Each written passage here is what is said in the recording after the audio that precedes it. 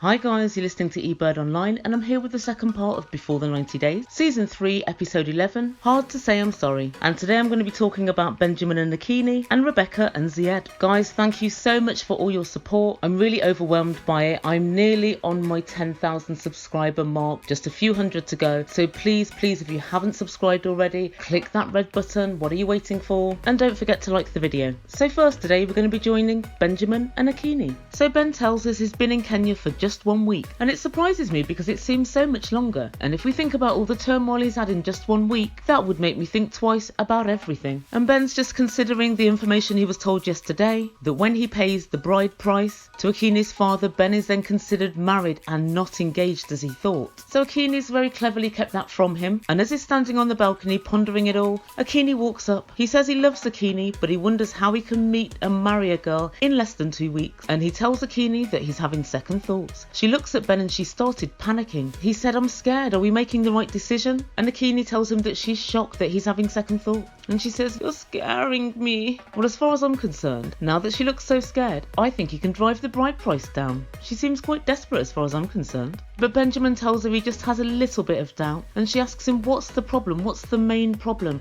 and he tells her it's his son Grayson. And she tells him regardless of whether Grayson takes to her or not, she'll love him regardless. And for what it's worth, I think she actually means that. I hope she's not just saying what she needs to get married. She tells us that Benjamin and Grayson come as a package, and because she loves Benjamin, she'll take that package, she'll take both. And Ben said, "I want to make sure that we're 110% on the same page." Akinyi said, "Have I ever shown you anything different? Have I ever shown you less than 110%? Akinyi, yes you have. At some points, Akinyi, you've shown us less than 50%. Less than 50% of the truth. I suppose one thing that was over 50% was the cocktails you drank. That was more than 50% proof, I suppose." But she manages to convince Ben, and he then tells her that he's going to go through with it because apparently she's the love of his life. And he tells us he hopes he's not getting married to the wrong person. Ben, the way to make sure that you're marrying the right person is to take your time. I think everybody knows that the world over. Meeting and marrying in 1 week is basically a shortcut to divorce. And next time we meet up with the couple, they're in Ben's Airbnb and they're cooking sausages for breakfast. Ben tells us he's getting married today, and he confirms with Akinyi that they must arrive at 11 a.m. Ben says he doesn't have too much money, so that's why he bought all the groceries for Akinyi's family in the hope that it might carry favour with them.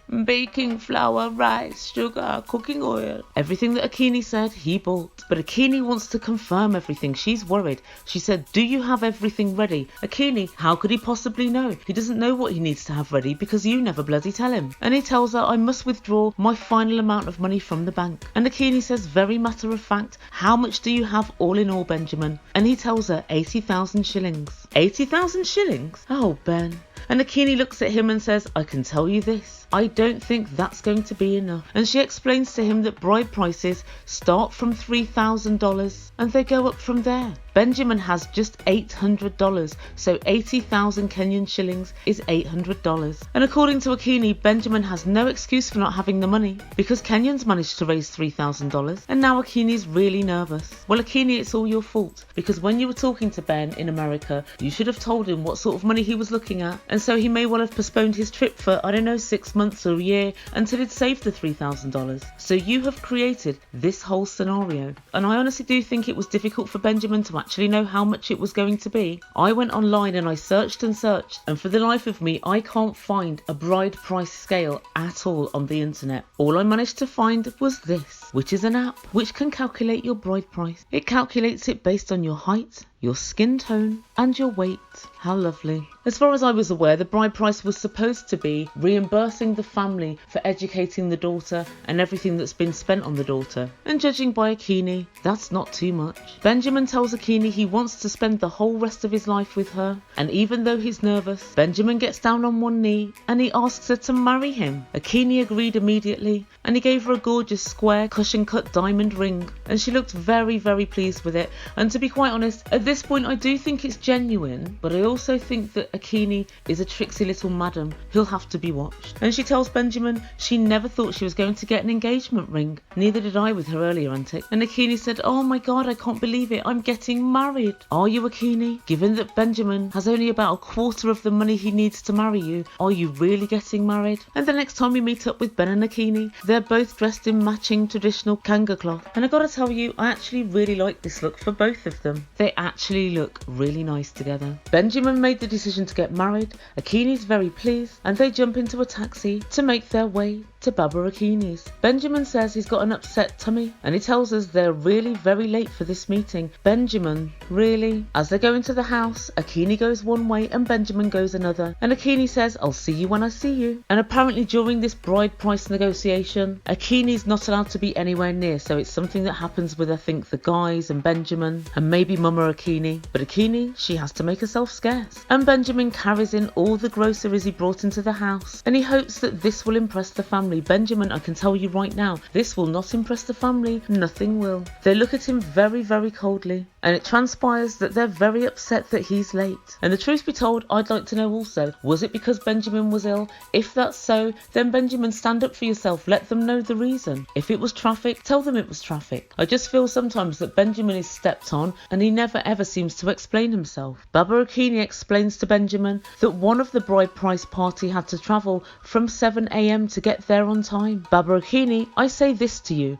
at least Benjamin's turned up, because last time you had a meeting, you couldn't even be bothered. You said you were coming, and then you didn't. And how have you forgotten this? Because it was all less than a week ago. So they get down to the bride price, and this is to give thanks to the parents for having brought up the wife, and they explain to Benjamin if he's serious about marrying his daughter, he'll do this willingly. Benjamin at this point is now sweating, beads of sweat are running down his face. He's either very nervous or he has a bad case of the squits. If it's the latter, he'll cause even more of a stink than when he tells them that he's only got $800. They thank him for the gifts and the groceries. However, they say this is strange that he's bought this, because they only usually bring groceries when there's been a death. This is for a funeral. And again, it's a case of misinformation for Ben. I'm really not sure where Akinyi stands on all of this, but I'm about to find out, because Baba Akinyi calls Akinyi in. And this worries Ben even more, because he's not supposed to see her until after the bride price has been agreed. Benjamin says he's scared and confused, and he thinks he's made a terrible mistake. Benjamin, your mistake was coming to Kenya in the first instance. And I'm not sure why Akinyi told him to bring groceries. Maybe it's to grease the wheels because of a poor bride price. But as far as I'm concerned, all of this mess is mainly because Akinyi is unable to communicate. She never seems to know what's happening, and even if she does, she never bothers to tell Ben. So we leave them there,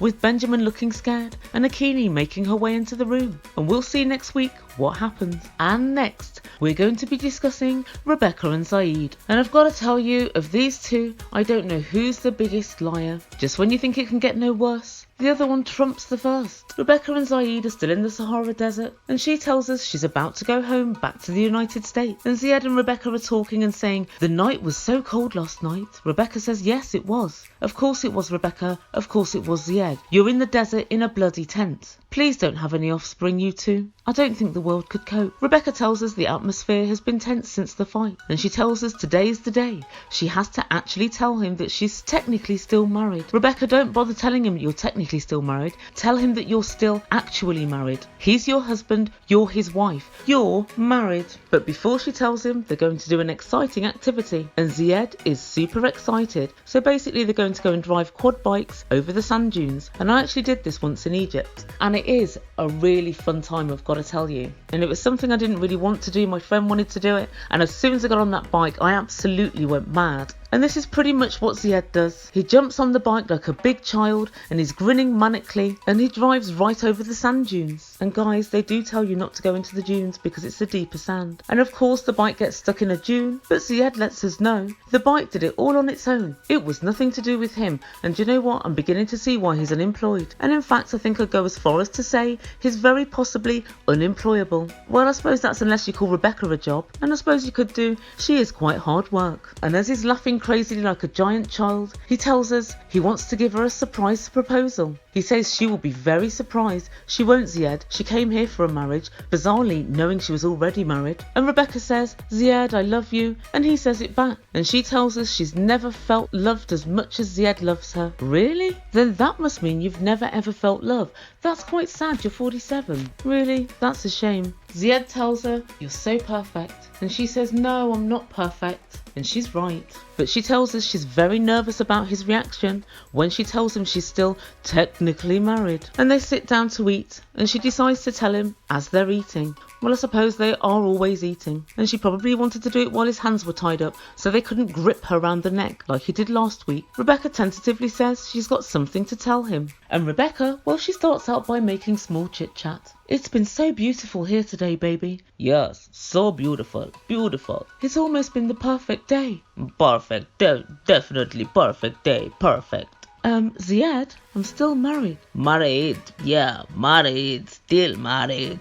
And then it slowly dawned on him. And the way she said it made him look at her, and he knew it was serious. And she said, my divorce papers have been filed, but I have to go back to court just one more time. They've not been made final. Rebecca, as far as I remember from last week, you said you only filed them just before you left. So I think they're very far from becoming final. And then she gives him the line that she's been saying the whole of the series. She's still technically married. And she tells him I'm sorry. He says he's not happy at all. Married? What do you mean? I not want you sorry. Not tell me sorry for this. Me not accept this your ex. He's not your ex. He's your husband. This make me so much angry. So much angry. And basically he wants her to go home and for it to be as if they never met. Actually, Zied, I want that too. And then he storms off across the dunes alone. And then he gets onto a quad bike and zooms off. And Rebecca tells us she doesn't know what to do. Rebecca, I know what to do. Stop bloody lying. How would you like it if somebody presented themselves as single and then you found out they were still married? And not just that, they told you on national TV. If you were a man, we'd call you a scumbag. And Rebecca laments later, if he refuses to talk to me again, it's done. I'll never find anybody like him again. Really? A work-shy greasy loonball with a bad temper and violent tendencies? Rebecca, they're everywhere. Try anyone of the football team, Rebecca. And for what it's worth, I think Rebecca's brought this whole thing on herself. As far as I'm concerned, she's playing him. There's a green card currency and she's playing with that. She knows very well that him being with her is contingent on him being able to come to America, and it's contingent on her giving him money. She's fuming and screwing and carrying on when she had to give him $200, and now he discovers he's going to have to wait a good while before he can come to America. Rebecca, you're changing the rules and you know it. Next week, Zied tells her, we're finished. And I mean, I don't believe it for 1 second. But he's right to run her through the mill. But the one thing that's worrying me is where's the ring? We wouldn't want to lose such an exquisite piece. So what do you guys think? Suddenly it seems to have all switched round and Zied's the injured party. And if I deep it properly, I think borrowing or taking $200 is nowhere near as bad as pretending to be single but actually being married. Rebecca, you ought to be ashamed of yourself. The jury at the moment is still out on Zied being violent. I think he definitely has the propensity, but we've really got to wait until we see some proof. And that's everything for this review. Guys, let me know what you think, and let me know if you think Baba Akinyi is going to accept Ben's derisory bride price. And if there are any Kenyans out there, give me a shout. Let me know what happens exactly with this bride price. Is there a possibility that he can pay $800 now and then make payments later on, or does it have to be all up front? And if they can't agree a price, is the whole thing off? And before I forget, I'm now reviewing the new series of The Apprentice UK. Every week I'm going to put a link in, so if you're from America, you can actually watch it via the link and then listen to my review. And you better believe I'm going in. Like I said earlier, please don't forget to subscribe to my channel, and if you liked the video today, please don't forget to give it a big thumbs up, and I'll see you soon. You've been listening to Ebird Online. Ciao for now.